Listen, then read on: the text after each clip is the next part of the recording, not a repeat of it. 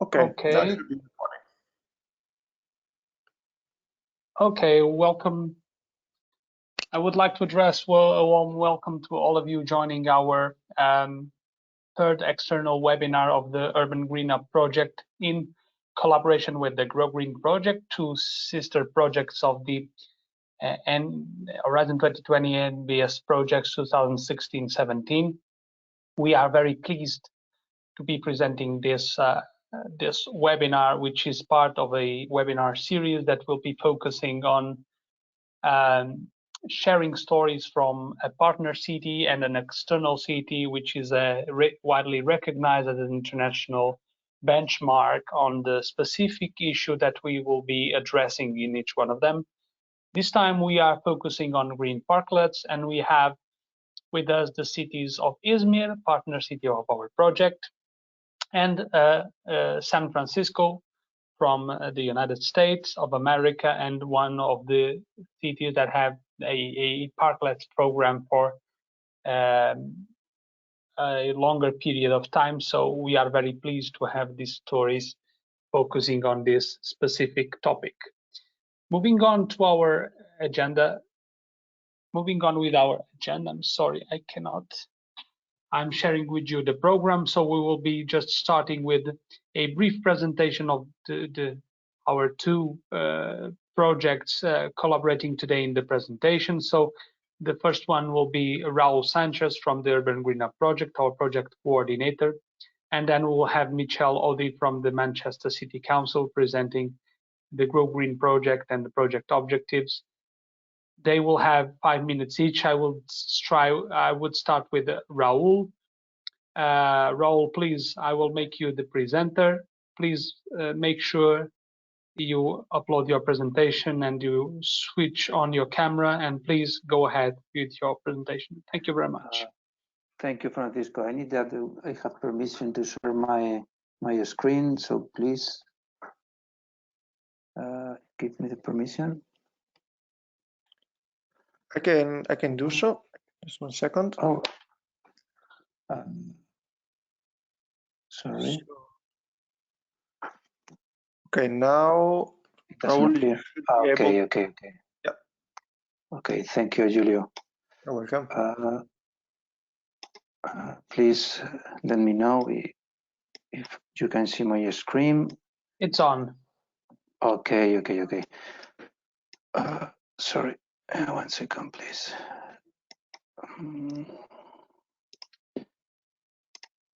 I'm trying to move my screen. Okay.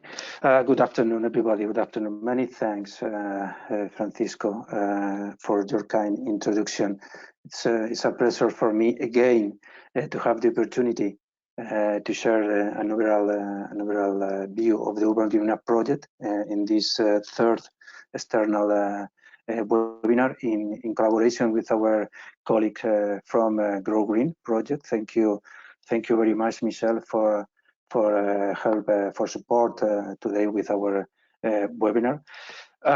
In this occasion, in this webinar, we are going to share greening and renaturing experiences related to a specific nature-based solutions and the green parklets from San Francisco and Izmir. Izmir is one of the front-runner cities in the Urban GreenUP project. It's one of our demonstrative places.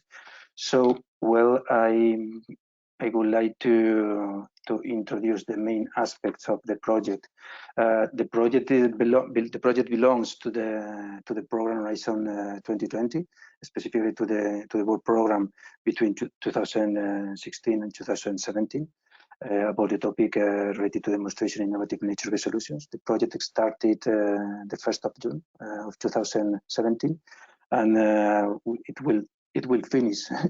It should finish in May of 2022, but probably we need to extend the duration of the project due to the coronavirus situation.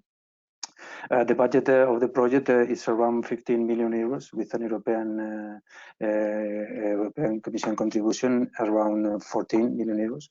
The consortium includes 25 partners with municipalities, RTDs, technology center, universities, large industries, SMEs, non-profit organizations, etc. And in our project, we have 9 different nationalities. Okay.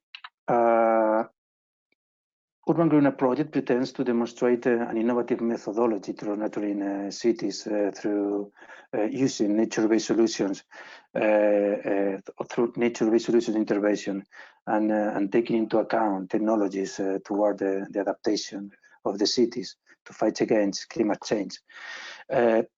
This methodology includes a new concept, the RAP, Renaturing Urban Planning, in order to make easier the implementation of nature-based solutions into the current urban planning in cities.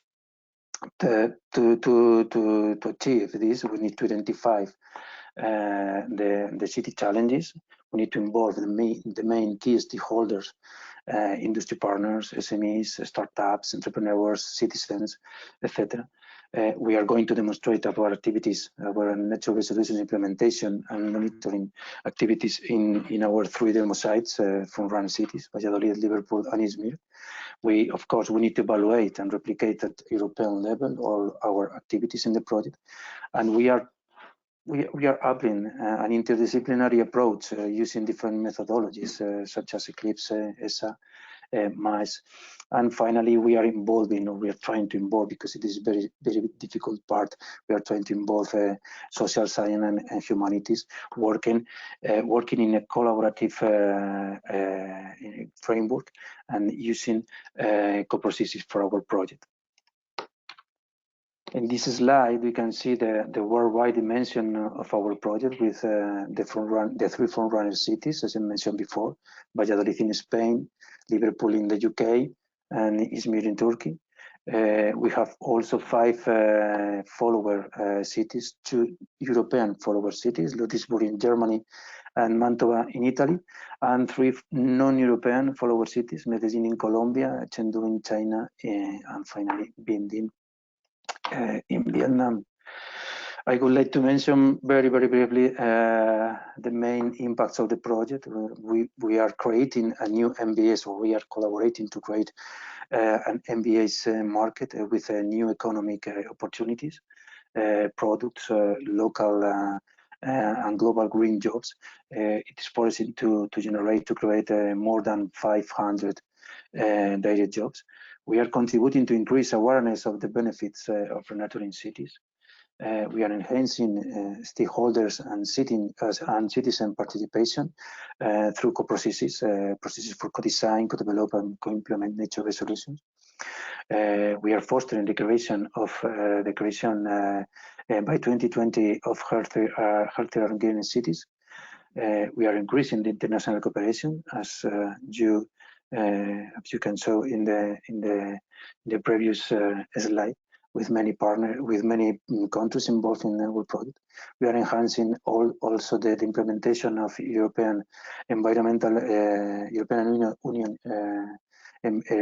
environmental policies, and of course we are improving the livability in our cities.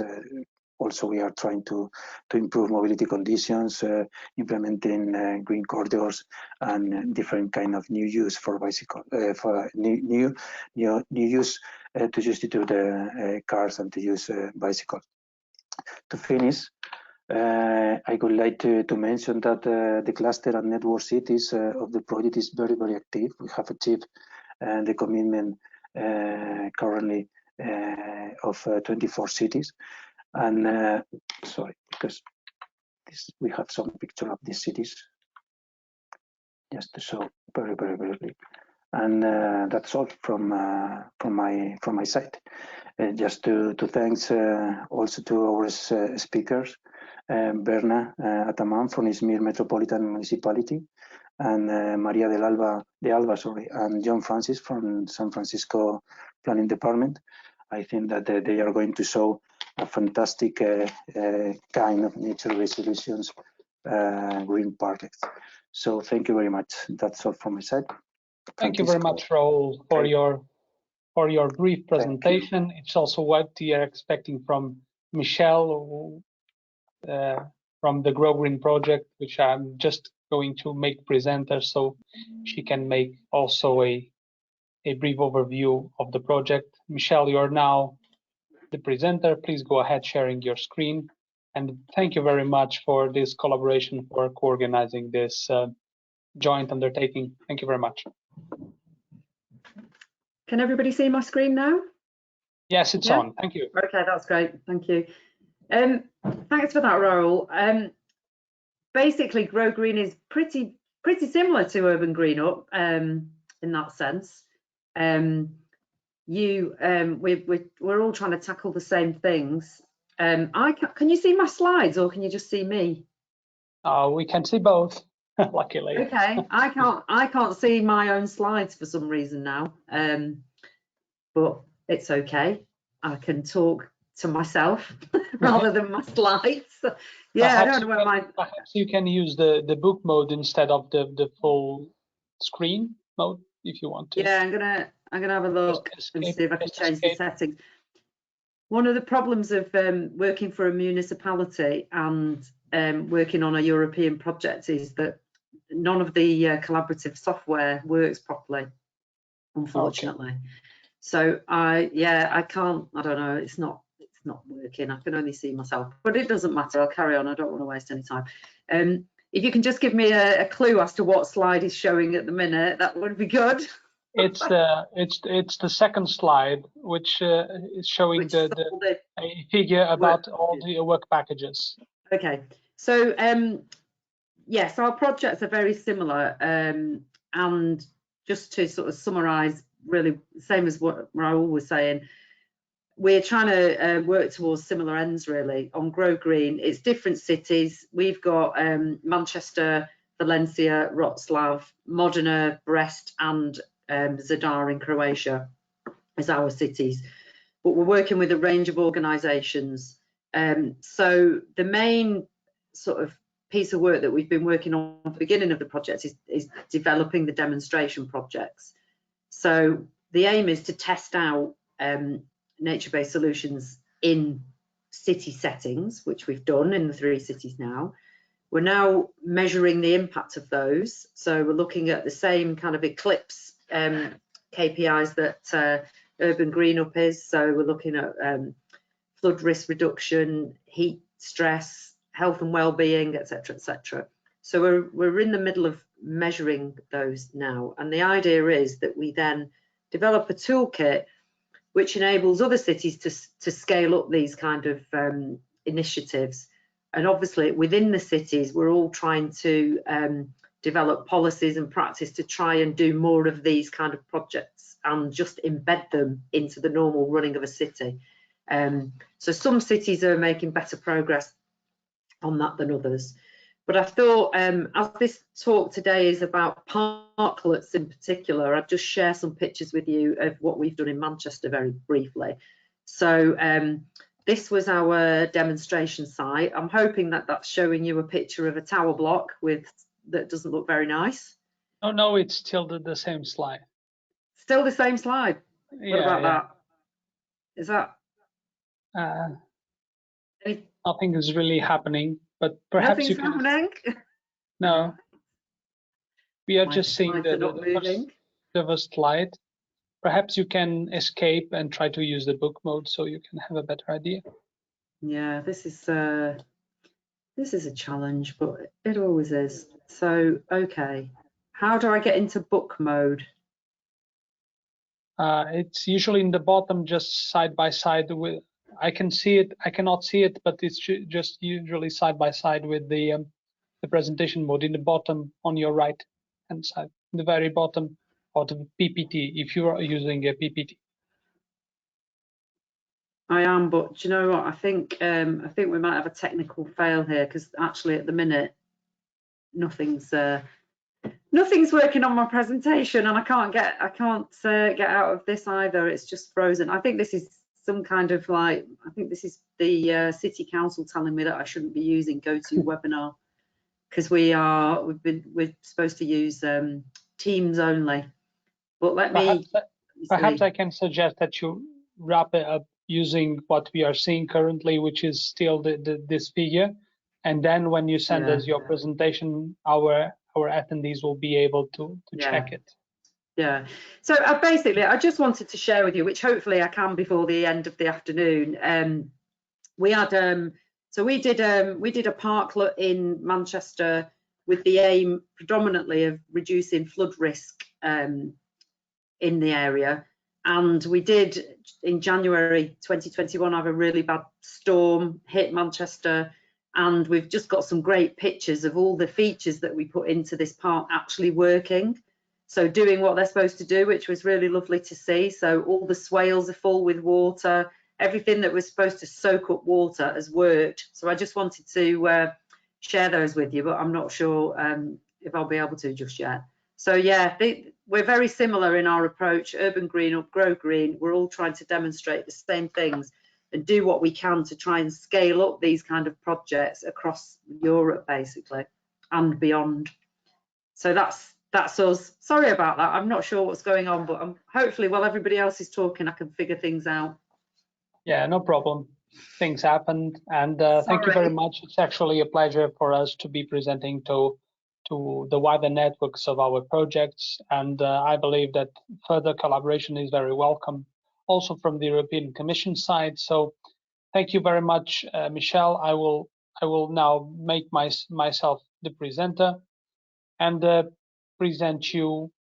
introduce you the next item of the agenda, which is the first of our presenters, Berna Ataman Oflas from the city of Izmir, which will be presenting the webinar topic focused on pocket parks in Izmir, installation of parklets as part of the Urban GreenUp project. Before giving you the credentials to present Berna, let me just introduce you very generally. Berna is working as an architect in the Izmir Metropolitan Municipality. She is working in the Horizon 2020 project Urban GreenUp since 2017. She has a close relation with parklets, as you can see. She's designed 4 of them as part of our project and is also coordinating the construction phase. Berna continues her studies to spread the parklets throughout Izmir with the local administration and universities. So now, Berna, I will make you the presenter so you can, we are already seeing you, but I will now make you the presenter. Let me just try to, oops. Okay. Can I write? We have an issue here. Julie, I don't know if you can help me because I believe that Berna entered not, she's here. Okay. Now I've given her. Now you are, okay. Yeah. Okay. You can see my screen, right? Yes, we can. Okay. I will go ahead, please. Okay, you can see full screen. Yeah. Michelle, if you want, you can switch off your camera. We are still seeing you, just in case. Okay. Go ahead, Berna. You are in presentation mode now. Screen, right? And the next slide also. Yes. Okay. Hi everyone. I'm Berna Ataman Oflas from Izmir Metropolitan Municipality, as Francisco said. I will start with the background of the parklets in the city and the demo site and challenge. Izmir province has a surface area about 12,000 kilometers square and a population of 4.2 million inhabitants at the western part of the Turkey. As a well-known port city at the eastern Mediterranean, the city comes in the 3rd rank among all cities in Turkey. Throughout the text, 4 different working scales are mentioned. Metropolitan scale refers to whole provincial area. Urban scale covers central urban areas referring to 11 metropolitan district municipalities around the Izmir Gulf with a population of 2.9 million inhabitants. Neighborhood scale, as you see in green, refers to areas of each metropolitan district, municipalities, and their associated neighborhoods. In the case, Chile and Karşıyaka municipal districts, where sub-demos are located, as you see in green on the map, covers about 500,000 inhabitants at the northern part of the city. And demo site scale refers to site-specific area of some demos, and that are the scales of given intervention. Izmir demo sites have been selected according to principles of urban nature continuum. Each of the character zones refers different types of environmental problems. As a fast-growing city, Izmir's urbanization extends towards highly fragile nature sites. Therefore, nature-based solutions should be flexible enough to tackle with challenge of each character area. Subdemo A, Parklet intervention, is deployed in the central area of Karşıyaka Metropolitan District, characteristic of highly urbanized areas. Urban heat island effect is a major problem for this district. As an urban area, air pollution is the other main problem of this region. You see the map of location that we located the parklets. A total of 4 parklet implementations were carried out on the mutual route on the street, and a parklet covers the area of 1 vehicle, that is an area of 2.5 to 5 meters. First, I will give you a general description and a purpose of the parklets. And in order, I will talk about technical specifications, implementation details, operation and maintenance considerations, and lessons learned. Parklets are pocket parks, which can be seen an extension, the footpath that uses street space for a car parking. Parklets as a part of Subdemo A are on the street units with sitting equipment and plant containers. They are primarily designed to increase the amount of carbon sequestration as well as pollutants removal with their plant cover. They also serve as somewhat cool spots through shading. As some co-benefits, they are expected to attract some people to spend some time in a green space on a busy and dense urban fabric in Karşıyaka. We designed 3 different modules, as you see in the image. One of them has a canopy to increase the cooling effect, and we have create maximum public space.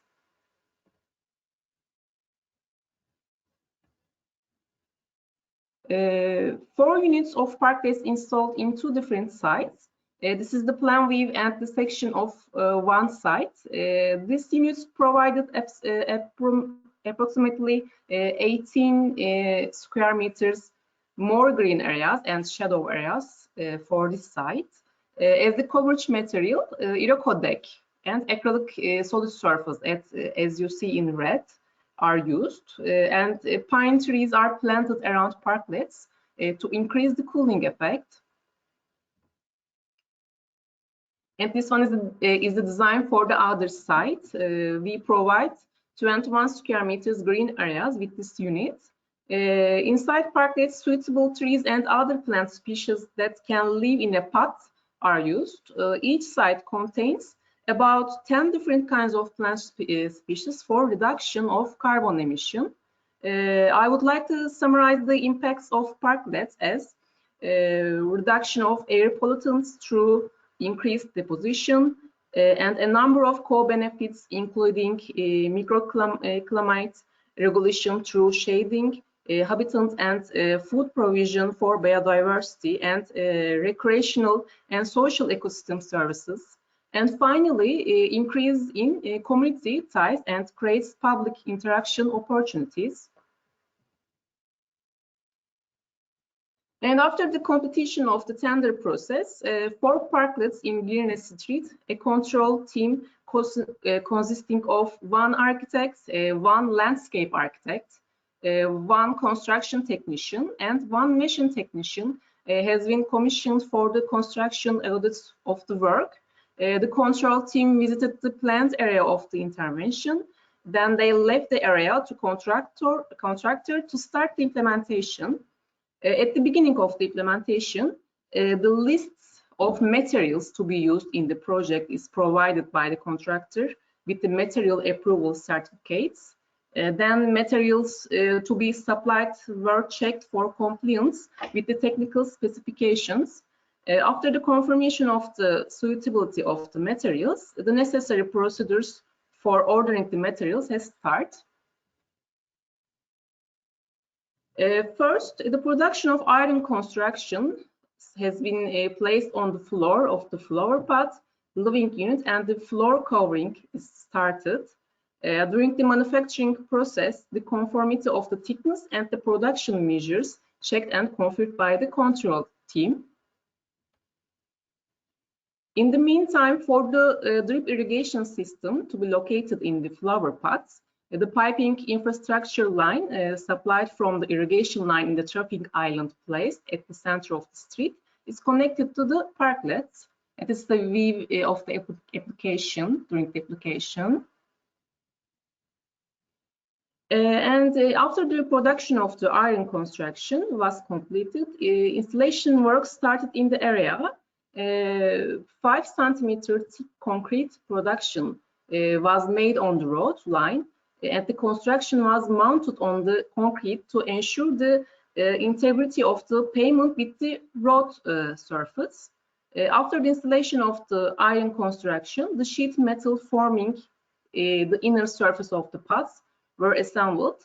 Simultaneously, the wooden dies of the pots anchored the iron construction. And then covering of the pots had started by providing coating materials of Iroko wood. And you see the application photo of the Iroko wood here.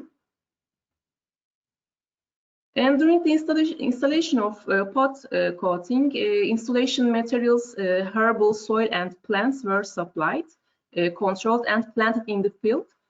Planting started after confirmation of conformity of material and plants. The plants were planted in the suitable pots in terms of number and materials on the basis of the landscape project. The drip irrigation line was completed and activated. And finally, elements such as seating units and table were produced and installed in the units. And you see the acrylic surface production in the area. And we have completed the implementation. This is the final view of the parklets. Operational and maintenance aspect of this nature-based solutions are executed periodically by the Directorate of Parks and Gardens of Izmir Metropolitan Municipality. MBS screening works and controls of the irrigation system are taken into consideration in different periods of a year. Besides the maintenance work on plants, there are varnishing, painting, etc. works for the material of the parklets. And I want to mention about some challenges of this implementation. First one is the technical lessons learned. We faced with some problems during irrigation trials after the parklets were completed. Water leaking from the irrigation line to the coating due to the lack of insulation. We noticed that the water in the irrigation system leaked from the gaps formed in the assembly of the sheets. In this case, we reversed the gaps in the sheets and made welding again. It will be correct to solve waterproofing with a membrane structure in the future implementations, I think. As a result of water leakage, the wooden material deteriorated, as you see in the left photo. And after solving the leakage problem, the material was again lubricated. Now Iroko looks good, and the wood material needs to be lubricated every 2 years. We completed the construction in 2019, and we has lubricated the material recently. And then the technical lessons, we learned some social lessons. During the production of parklets, we encountered criticism from the locals living in the area, such as you are doing it in front of my house, it will create a security problem, or you do it in front of my shop and you will close the view of my shop, etc. And we are studying on expanding the parklets throughout Izmir now. In this period, we have started a process by negotiation with the headman of the region that the parklet is going to be implemented and obtaining the consent approval of the people living in the region. And I will continue with co-design activities and dissemination. A nature-based solution design workshop was organized in Izmir to involve stakeholders in the development of local green urban interventions. And Izmir hosted 4 co-design workshops focusing on some of the nature-based solutions to be locally implemented. The event was organized by the municipality together with students and professors from Ege University, Izmir Institute of Technology, and 9 Eylül University, Izmir University of Economics, Yaşar University, and experts from the Demir Energy. The workshops took place at the Fabrication Laboratory and involved approximately 80 among architects, industrial designers, landscape architects, and city and regional planners.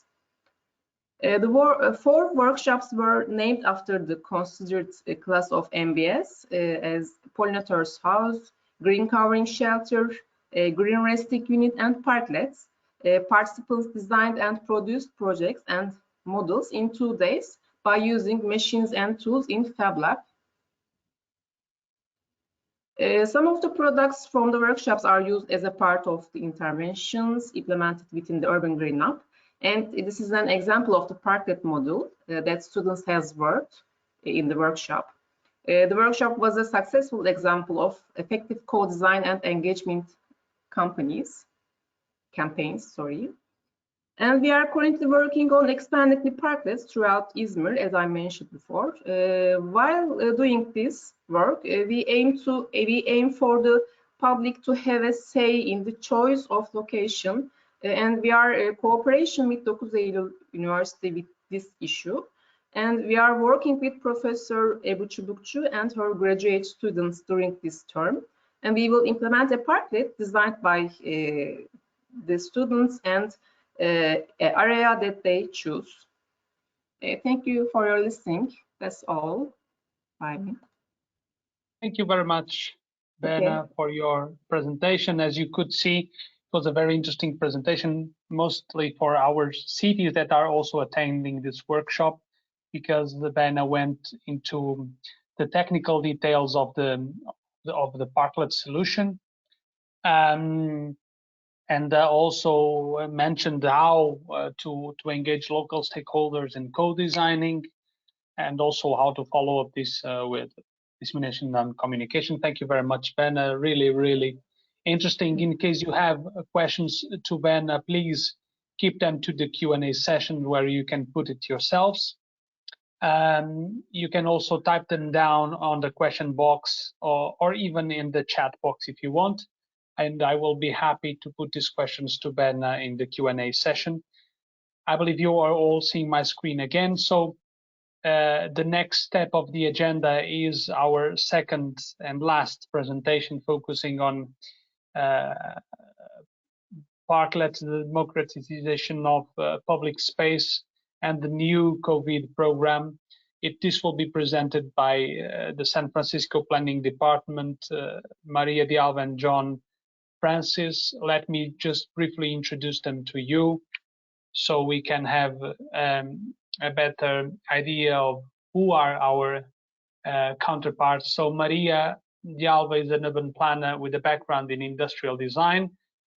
She's original from Mexico City, moved to San Francisco for a graduate program, and she started obviously working there. She has been working with the San Francisco Planning Department since 2014 and now leads the planning at the Parklet and the ground play programs, work focusing on helping communities transform underutilized public spaces into vibrant community spaces through the street furniture, art, stewardship, and programming.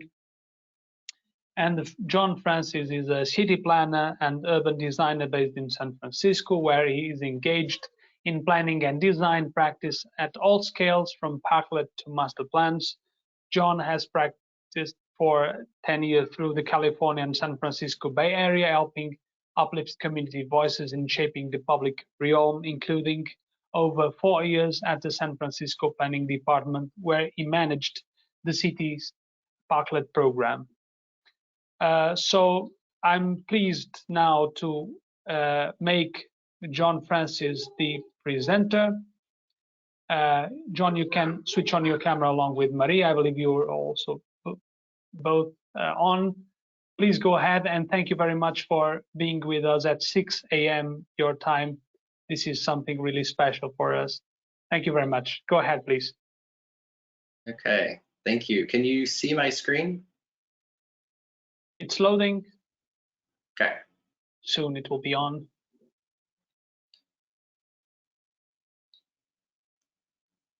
Is it there now? There you go. Please. Okay, great.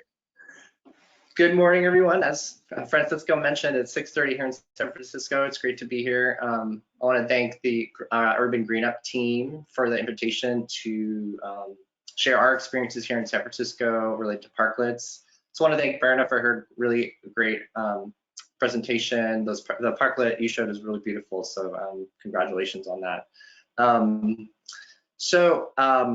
I am just going to give you a very quick overview of our presentation.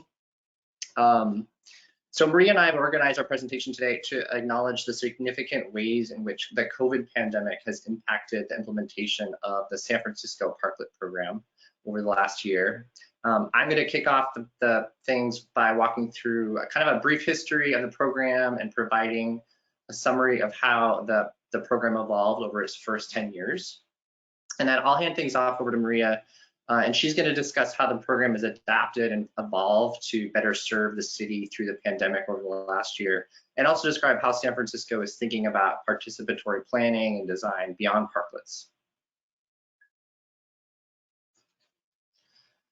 So I'm not sure if any historians have written the official history on parklets, but to the best of our knowledge, parklets as we think of them today as small public spaces in a curbside parking lane were first conceived here in San Francisco in 2005. The photo on the left of the slide shows that first one-day parklet installation that a team of designers at a firm here in San Francisco undertook near San Francisco City Hall.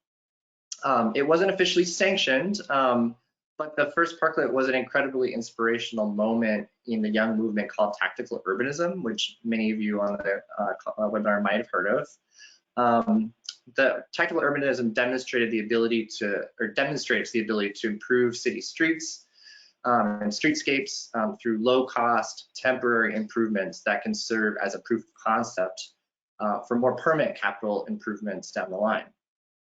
The thing about tactical urbanism that I think inspires so many people, including both planners and designers and just ordinary citizens, is that it really allows anyone to participate in shaping their neighborhood to serve the needs of their community. As an example, the photo on the right is a small plaza in a leftover part of the street that was created by community members here in San Francisco using just paint and planters. So it can be a very simple intervention. When we see community-based installations like this, that can have a really profound impact on the physical and social quality of a neighborhood. So that first parklet I showed on the last slide back in 2005 really did serve as a proof of concept here in San Francisco for the Parklet program. In 2010, staff with the city of San Francisco and at the planning department particularly, in partnership with local businesses, launched a pilot with 5 demonstration parklets, one of which you see on the screen, that were installed in various parts of the city, primarily in front of restaurants and cafes. The parklets were provided with official permits, and these first demonstration projects were jointly funded by the city and the fronting property owners. These first parklets proved to be immediately and immensely popular and successful, and so city staff issued kind of a general call for parklets to businesses and community groups who might be interested throughout the city. And the response to that first call was actually a bit overwhelming. We received dozens of proposals, which actually required city staff to establish criteria to assess the proposals, as well as a set of design guidelines that eventually culminated in the publication of the San Francisco Parklet Manual, which is kind of a guide that includes design guidance, application and design review procedures, and the requirements related to ongoing maintenance and such that are part of the Parklet permit.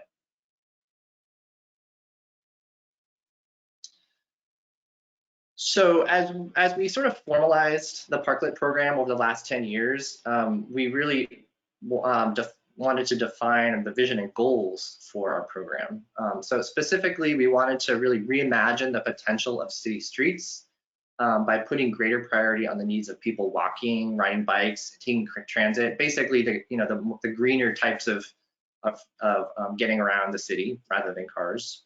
And parklets are a relatively low-cost way to achieve better balance for all the users of the street that are not in cars.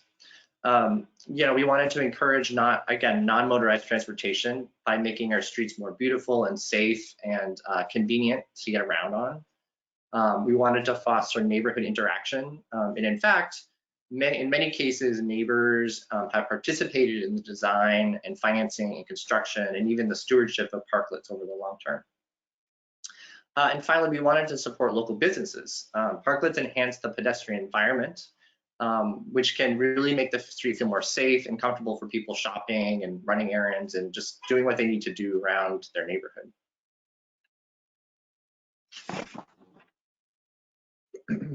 So with the next couple of slides, I'm going to walk you through some of the kind of nuts and bolts mechanics of how our program works. So first thing I should note is that our program is based on an opt-in model, meaning that all parklets are sponsored and owned by a private entity like a business or a community group or a community organization. Parklet sponsors come up with a proposal and apply to the city for a permit. Generally speaking, demand in San Francisco has actually been very high for parklets and people wanting to build them. This is particularly at the beginning of the program where it was a very new thing, and more recently due to COVID, which Maria will talk a little bit more about in the second half of the presentation. So proposed parklets are vetted by city staff to make sure they meet program goals and safety requirements. But other than that, we actually play a very passive role in determining parklet location. It's really up to whoever applies for one.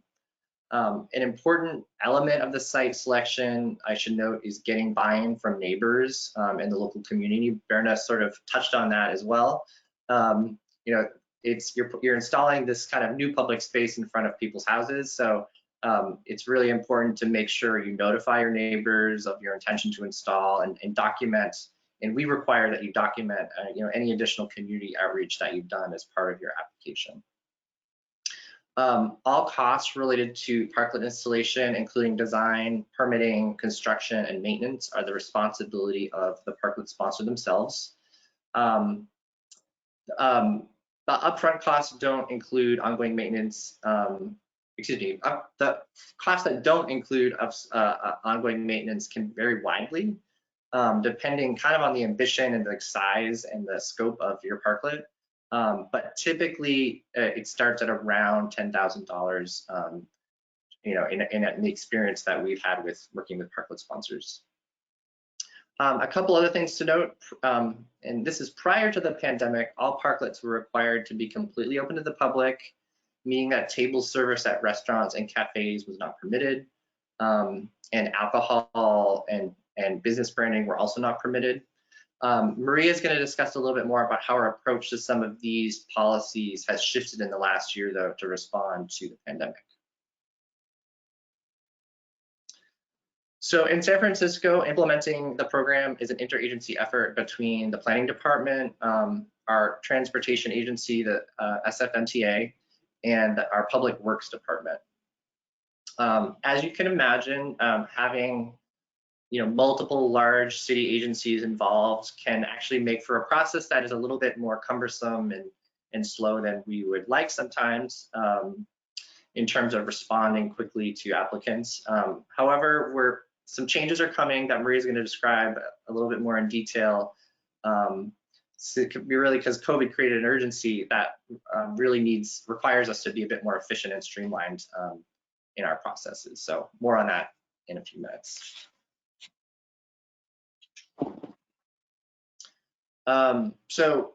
Again, pre-pandemic, the Parklet application process was broken down into kind of 3 basic steps before a permit was issued. First, a sponsor submits a proposal and formally notifies their neighbors. Assuming there are no neighborhood objections, they submit a formal design for review by the city. Once they have addressed any design issues or requests from the city, they're issued a permit to construct. And as part of their permit, they're required to attest that they'll keep the parklet clean and safe and structurally sound. Post-COVID, these same basic requirements will continue to apply, although again, Maria will describe a little bit more of some of the streamlining that's going to be happening in response.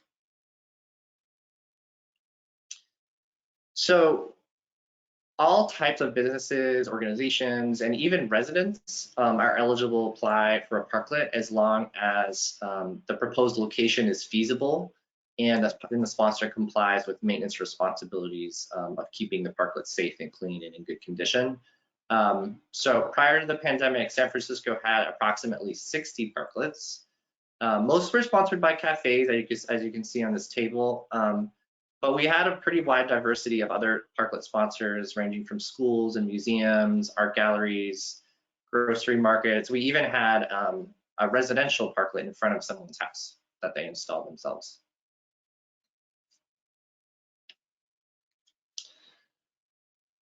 So here in San Francisco, our approach to parklet design has kind of been to let people's imagination run wild to a certain degree.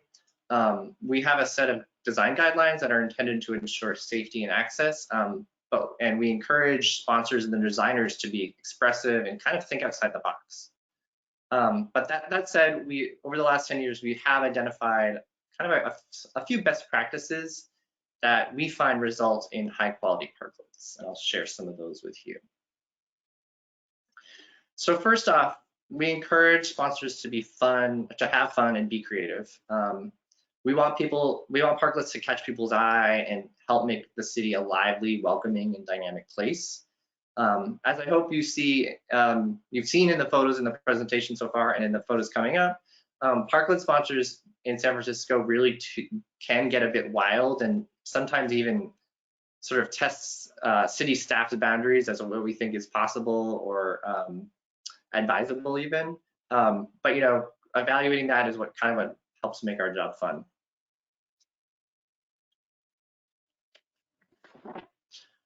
So second, we really encourage parklet designs that respond to the local community and environment. This is often done through the use of art or materials. So the example in this image is a cafe parklet in an area of San Francisco that was traditionally industrial. So the designers used simple steel pipes and concrete to create a very functional parklet that doubles as seating and a bake rack. So third, we encourage sponsors to provide permanent built-in seating that can be used even when a business is not open. The goal here is to provide community spaces that both serve the sponsoring business as well as its neighbors.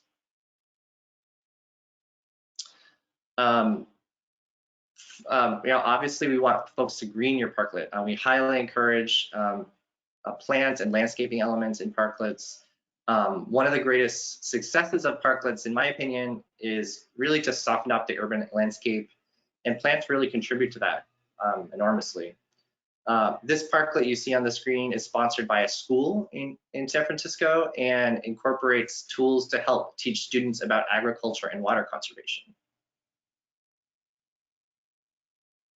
So lastly, we encourage the use of durable materials that are easy to maintain so that parklets really continue looking great over the life of the parklet. Urban environments can be really harsh, as everyone knows, simply due to the weather, but also just due to heavy use by humans. So keeping this in mind, I think, is a really important part of protecting your investment and getting the most out of your parklet and giving back the most to your community.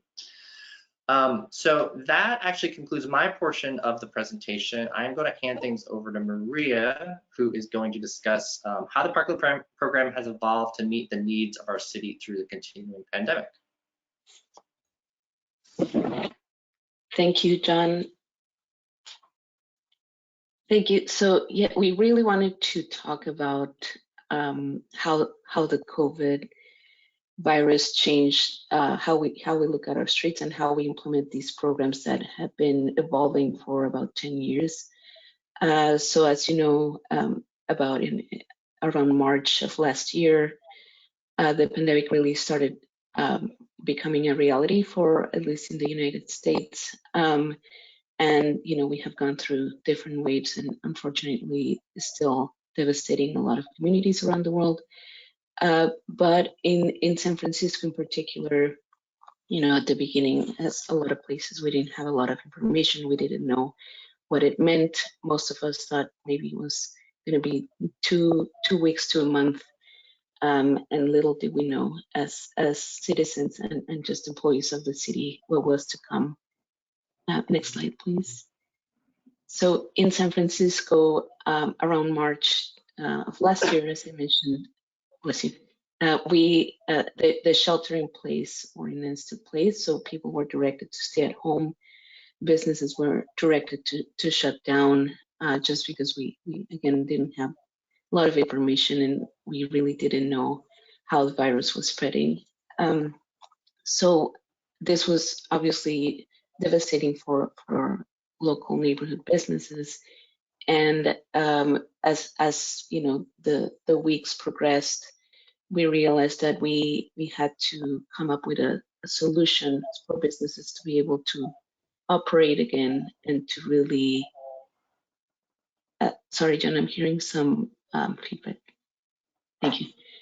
And to really operate and be able to open again and serve the public. And as you know, a lot of the essential businesses that were allowed to open were really only grocery stores at the time. I'm seeing only a blank screen. I don't know. Oh, there you go. Thank you. So could you go to the next slide, please? So at this time, around May, the city started to come up with several goals to be able to reopen safely and to allow certain activities to happen. And some of the first activities that were allowed, people back outside, obviously people needed to buy groceries and buy food. So the first few uses that were being made were available were curbside pickup, if you were taking, food from a restaurant, or if you were standing in line outside of a grocery store or a restaurant as well. Next slide, please. And so once we the city employees started really seeing what were going to be the uses, we really didn't have an idea of how things were shaping up. So once there was starting to be conversations about reopening restaurants and allowing outdoor dining, because we knew that the virus would not spread as easily outdoors, then the city looked at the existing programs that we had and realized that the Parklet program was an excellent base for what we had known as outdoor dining, even though, as John mentioned, table service was not allowed back then. But this was a great tool that we could use. So around June, the Shared Spaces program is launched, and it was kind of a reboot of all the tools that we already had within the city to allow for business operators to bring their business outdoors, whether it was retail, outdoor dining, cafe, etc.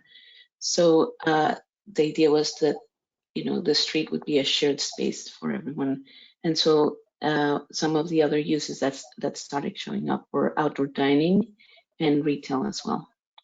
Next slide, please. And as we shaped these different programs, we also started allowing for other uses out there. Also, a lot of this was in guidance, obviously, with our Department of Public Health and other agencies that were involved.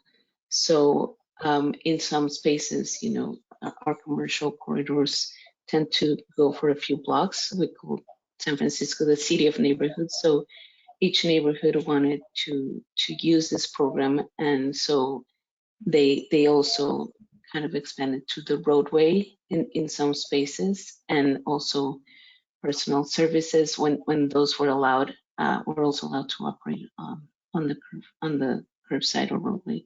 And just to give you context, you know, the shared spaces program, the basis of the program existed before the pandemic because of all this work that John mentioned, and our colleague Robin Abad and other colleagues of ours, they developed throughout the years ways in which people could, you know, activate the streets, whether it was on the road, on the parking lane, on the sidewalk, or even private and public lots. But it wasn't really until the pandemic that it just kind of everything converged, and everything we were basically forced to act very quickly and adapt these programs in a way that were very accessible to the public. Next slide, please.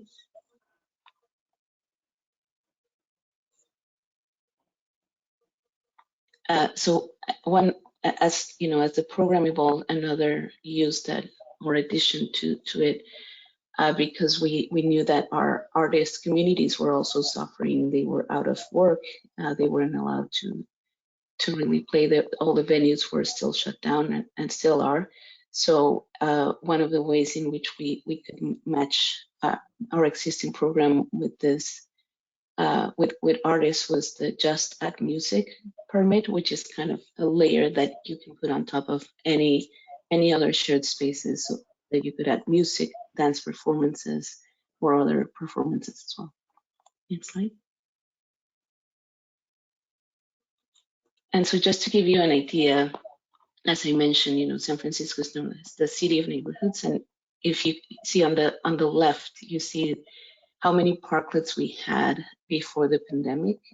As John mentioned, the program was popular, but we had no idea how that could, you know, really explode after the pandemic. So we had around 60 parklets as of June of last year. And once the shared spaces program was made available, to this day, we have around 1,400, I would say parklets, but also combined with sidewalk dining and other uses. So it really is, you know, more than 10 times. It really was an insane amount of applications that we received. And one of the reasons that we see this increase is because, first of all, the program was an emergency response. It was also free. There was no cost to apply for a permit, and also you could use very flexible materials, and you didn't really need all the process that John mentioned for city review, which I will talk about in a second. The promise from the city was that you could get your permit in 3 days. So we weren't really looking at, you know, how big was your parklet, how many spaces, how will you provide all these things that the Parklet Manual discusses. The priority was that you could have your space as quick as possible so that you could begin operating and the businesses could begin making that money that they were losing due to the closure. Thank you. Next slide. We'll have to ask you to wrap up your presentation in 2 minutes, Maria, if possible. Okay. Yes, thank you. I'll go quickly here. So as I mentioned, we had regulations before for the parklets, which already included accessibility, visibility of sightlines of pedestrians, drainage, and that it was movable and portable. And now the new regulations really made us look at other things like fire access and airflow as well. And more agencies were collaborating with us. John?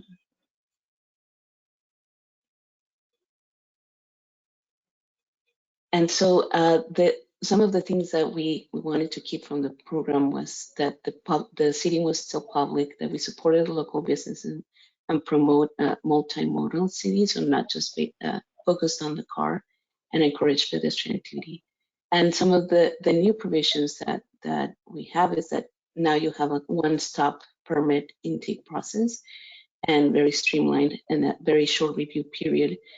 Now we're going to implement a permanent program starting next year, and a lot of these lessons are being learned because the program was so popular. And now we also have the arts and culture aspect, and also additional parklet options to kind of fit your needs. Next slide, please. So the permanent program will have the option to have a public parklet as it was before, an option to have a movable parklet where you only use it during your business hours, and then a more commercial parklet. Next slide, please. Here you can see the differences between each of the programs, and they will have different entry costs as well. All of this is still being developed, so things might move around. And next slide, please. And so just to wrap up, I wanted to make sure that we understand that the whole point of our program, the goals of our program really is to look at the street as a whole, not just maybe the parking lane, but also really allowing citizens to use their public space and to, transform how it looks and plan for how it looks, and not have to wait for a very costly and long city process to have streetscape improvements, but to actually take more agency in their public space. And then the last slide really just shows the different uses and how all of these different uses in the roadway, in the parking lane, in the sidewalk can be combined to create a greater public realm for the public. So thank you. That concludes our presentation.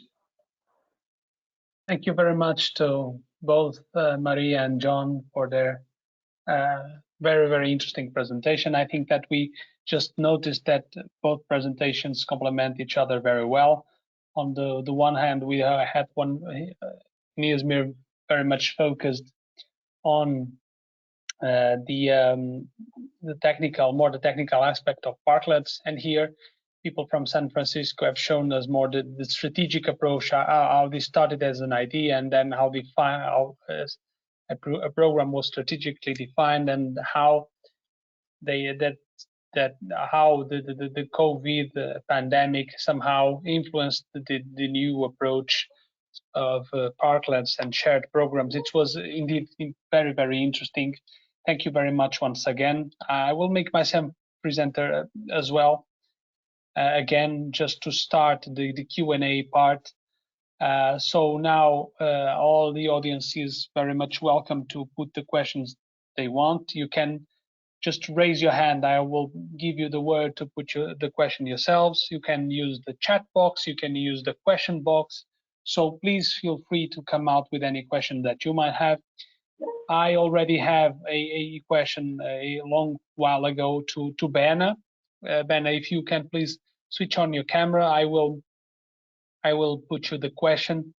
The question comes from Anil Poiras, which is asking if parklets have become more attractive and accepted by the neighbor dwellers during COVID-related lockdown, or if they start demanding more in the area.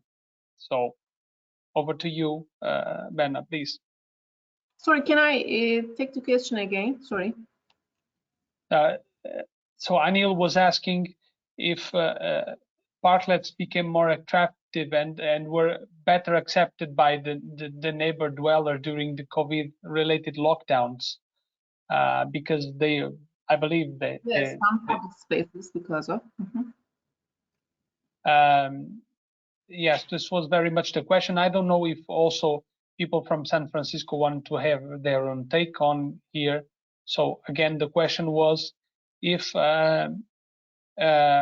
parklets have become better accepted by the neighbor dwellers during the COVID-related lockdowns, or if they started demanding more in the area because they were somehow locked and wanted immediate outside spaces to have some social interaction, let's say, with the beloved ones. I don't know if you have that.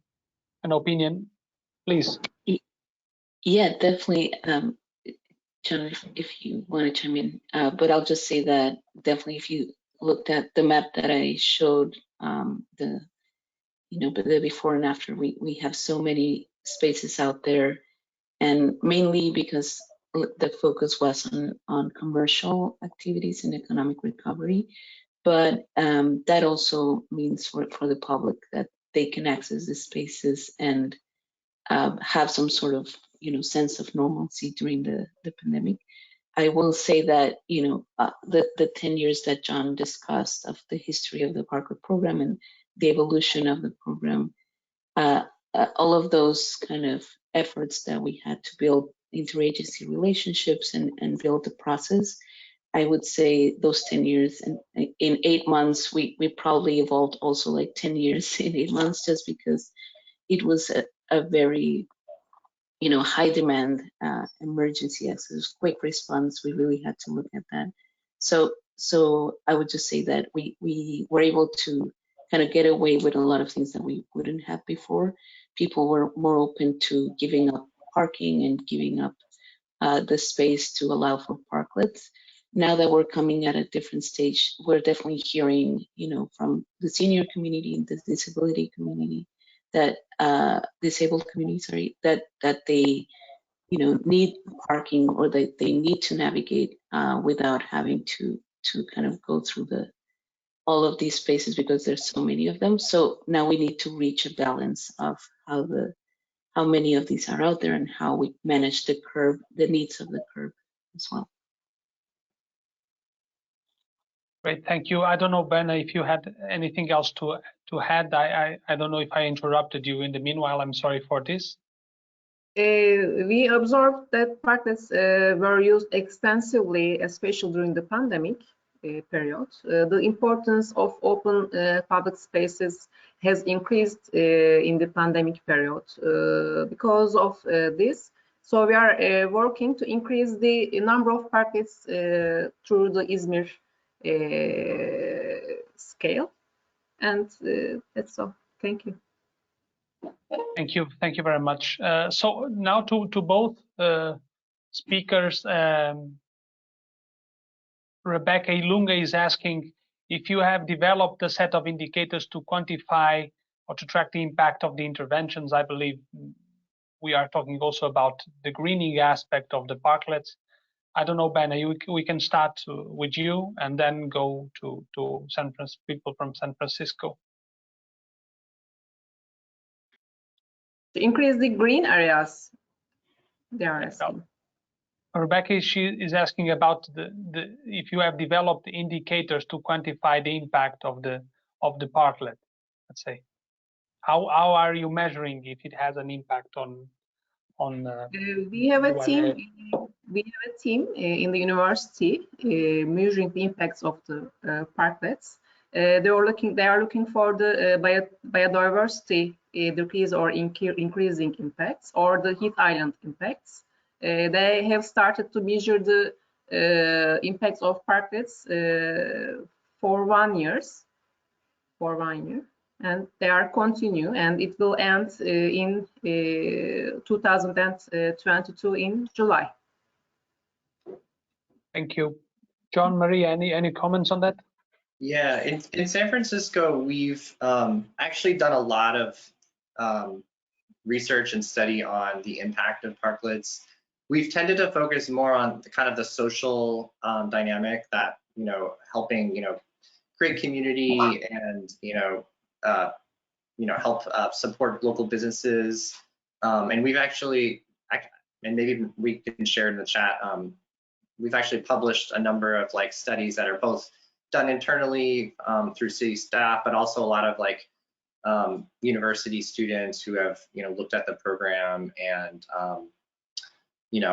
as to its impact on various indicators, social indicators throughout San Francisco. So we've definitely been thinking about it.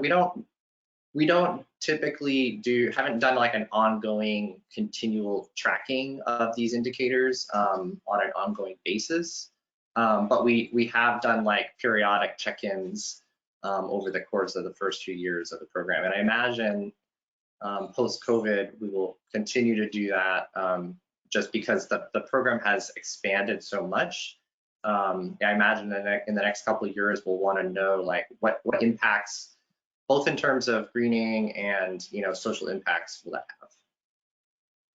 Yes, and I will add that, for the creation of the permanent legislation for the Shared Spaces program, there's been a number of interviews with different community groups and stakeholders to really help shape the program. And we also keep a tracker where you can see which spaces have been approved where.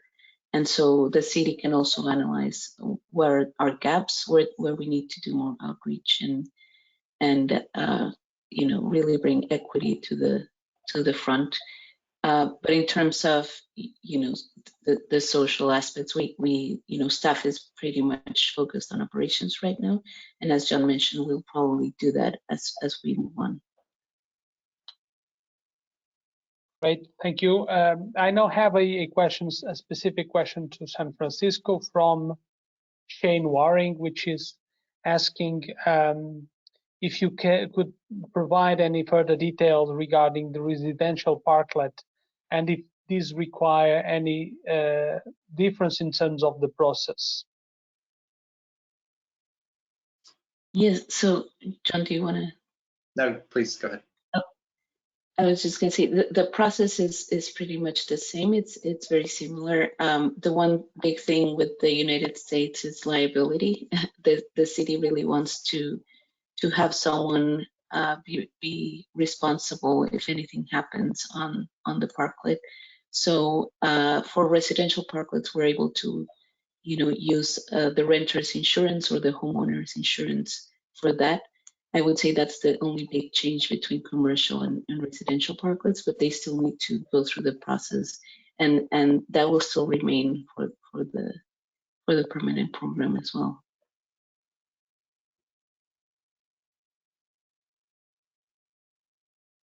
Good.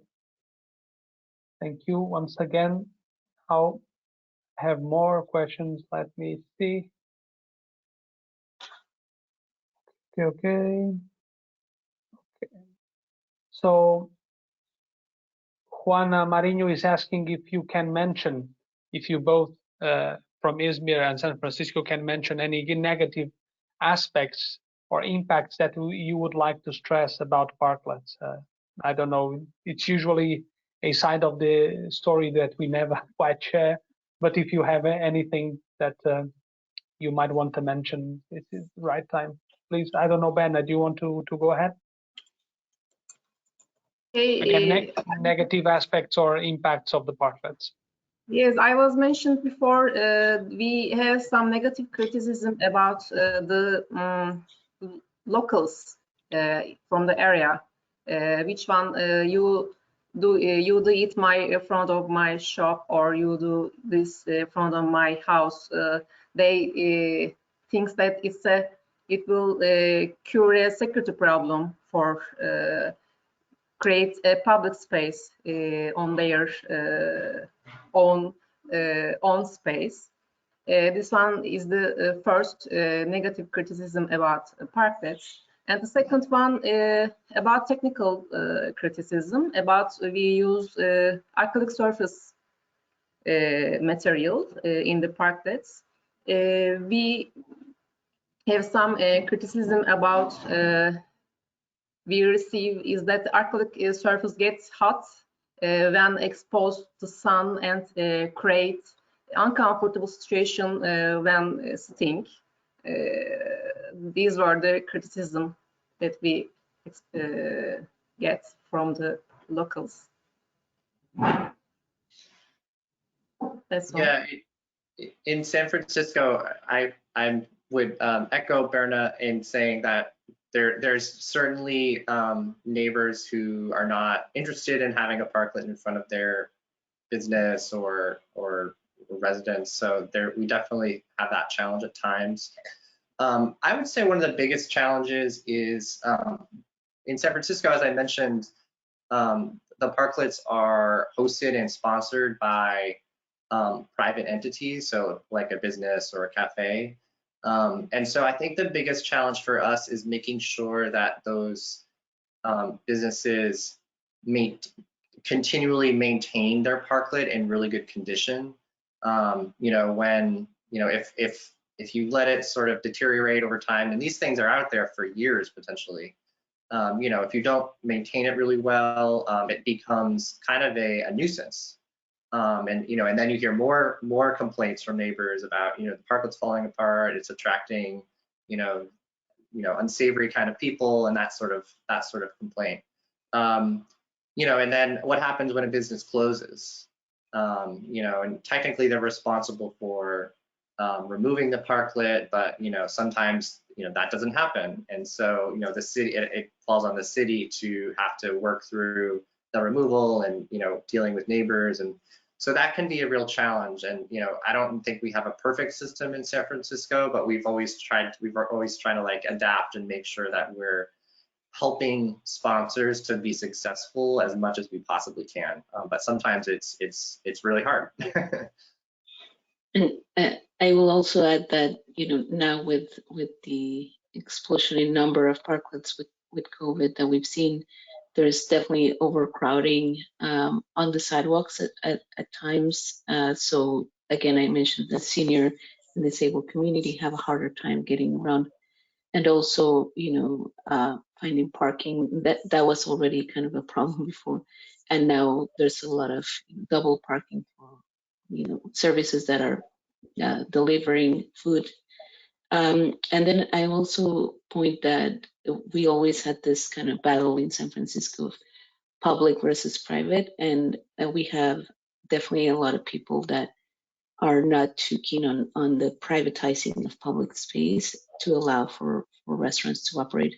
We know that probably in Europe that's not even a question, but here, you know, the point of the Parklet program was to take back from a dead use as a car parked on the street and give it back to pedestrians.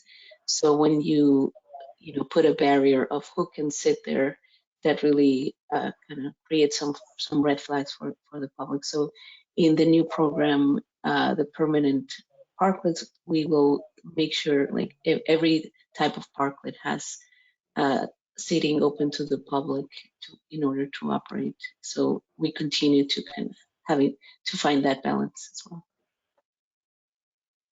Thank you for your answers. I have here a question that has to do with the, I believe, the ownership of parklets, and it's to both, because I believe John and Maria mentioned the question of sponsorship. I don't know if you have different models. I don't know if you, in some cases, you have these kind of public partners that are set up and maintained by the city itself, or you also mentioned the sponsorship. I don't know, private parklets. Do you have different models? How about in Izmir, these parklets that we are talking about on the project level? I believe they are public parklets, but do you also support this kind of private initiative in terms of parklets with commercial spaces, pubs, restaurants, etc.? I don't know. Maybe you can start this time, John and Maria, and then we will go to Berna. Sure. Yeah. I mean, all of our parklets are, I mean, basically they're owned and sponsored by private entities. We don't have any parklets where the city is, you know, designing and building it. It's really a privately, we're basically providing an opportunity for, you know, private entities to use the public space for a better use and for a greener use, and, you know, to make our city more beautiful. As Maria mentioned, you know, maybe I'll let Maria, you can talk about kind of the two types of permits that are going to be coming up that are at different costs. So yeah, and I also wanted to mention that, you know, even though as John mentioned, the city doesn't really own any parklets, we do have a program called Ground Play, which is kind of part of our tactical tool built, and that program is focused on helping communities implement these temporary installations. So we have partnered with, for example, Youth Art Exchange, which is an organization working with youth to create these types of spaces. So we sometimes partner with them, but ultimately they are the owners. And as John mentioned, for the permanent program, you know, the model will still be the same for parklets, but we are looking for at least different options in which who can partner with who, and allowing community organizations to have a much bigger role in that, especially with roadway closures and event-based programming. Great, Berna. Do you have anything else to add? Yes, this implementation of parklets owned by the municipality, because these spaces are public spaces in Izmir in Girne Boulevard.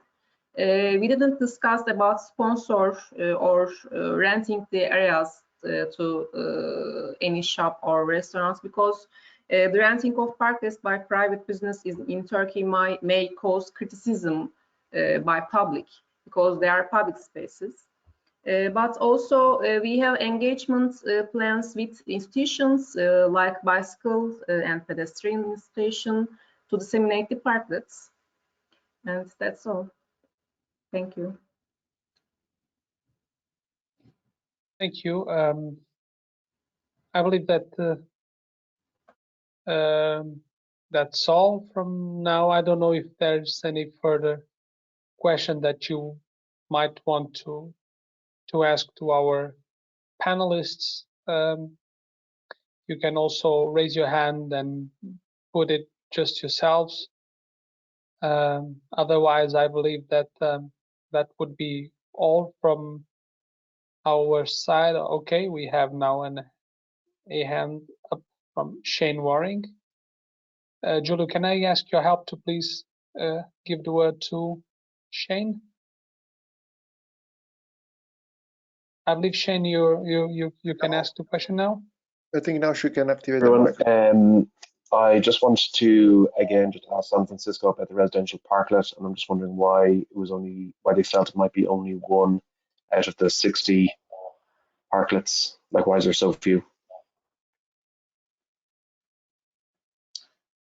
I think it's probably because you know, there's kind of less incentive built into it. I mean, I think that a lot of businesses, like, you know, as you saw in our numbers, the majority of our parklets are like cafes and restaurants.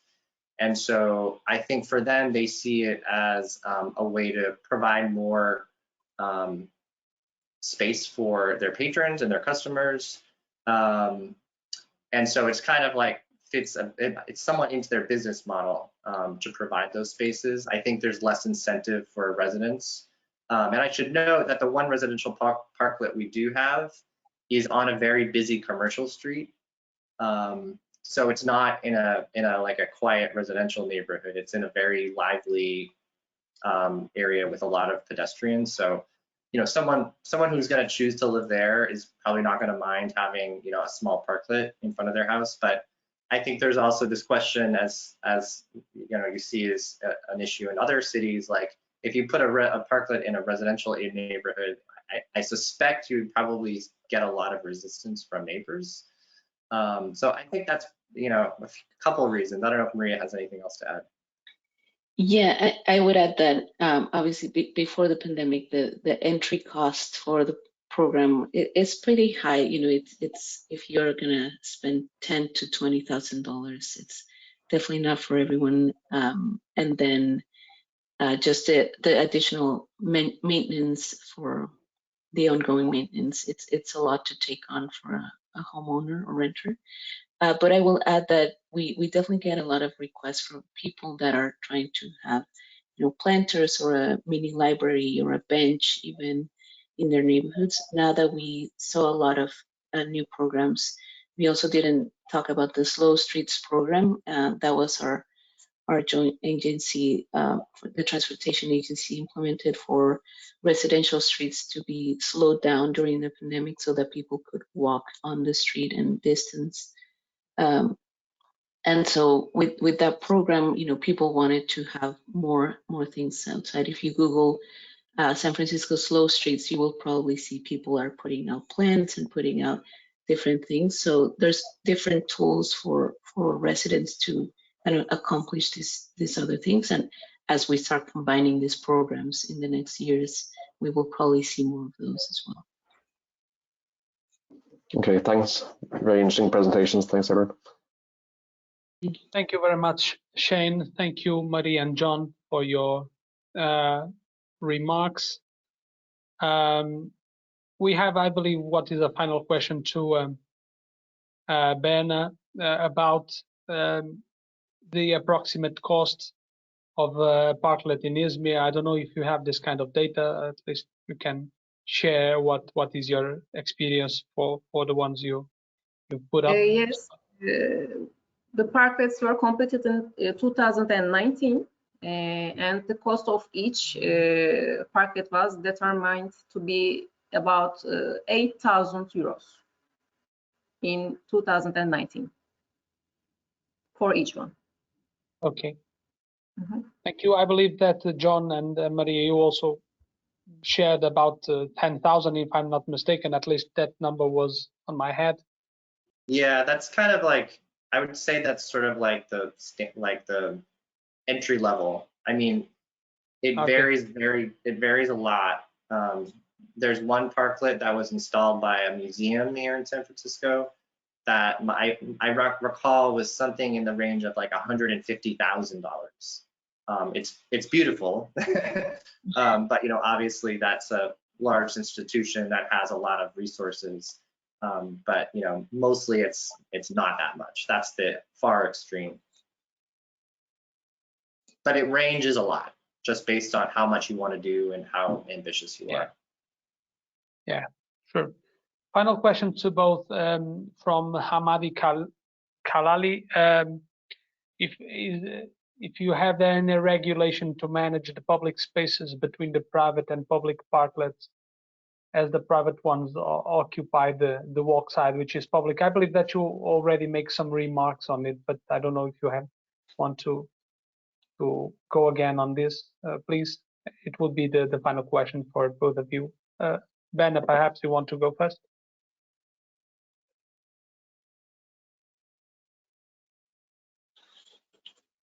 Sorry, I was opening my voice, but we have got no regulation in this connotation.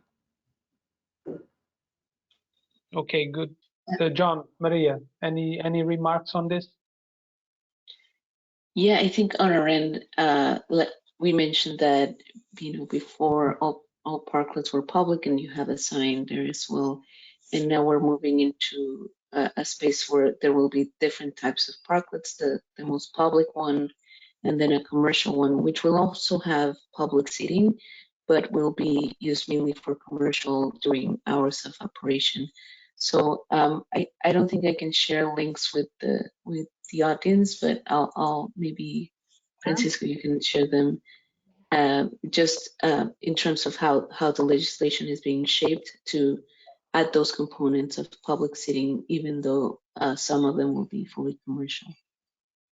I would just add that the parklets that are going to be more focused on serving a business, the permit will cost more, whereas a parklet that's just like free for all and anyone can sit there at any time, the permitting costs will be less. So there's sort of a scale based on what you're getting back out of it financially. Yeah, thanks very much. Great, thank you very much. I believe that we are already over time. I would be happy to forward to our panelists further questions that you might have on the specific topics and to connect you to them if they allow me to do that, so you can interact directly with them. Thank you very much for your attention, for your participation. We had over 60 participants today, which is very good. And they really enjoyed very interesting presentations about both cases. I will be sharing with you, with our audience on our website. Please visit it. The webinar recording as well as the presentations used by our panelists. And of course, I'll be happy to connect you with them in case you have further questions again. We will be organizing a last webinar of this series in the end of June, which will get together the cities of Valladolid and Rotterdam, and they will talk about rooftops, another specific aspect of greening that is very much trendy nowadays, I would say. And please keep connected to know more about this. And once again, thank you very much for being part of this webinar, and especially to our panelists, to our project coordinators that were very kind to present their programs, and of course, most importantly, to our participants, nature-based solutions lovers. Thank you all, and we'll be back soon. Thank you. Thank you. Thank you. Thank you, Francisco. Bye. Thank you, everybody. Bye. Thank you, bye. Bye. Bye.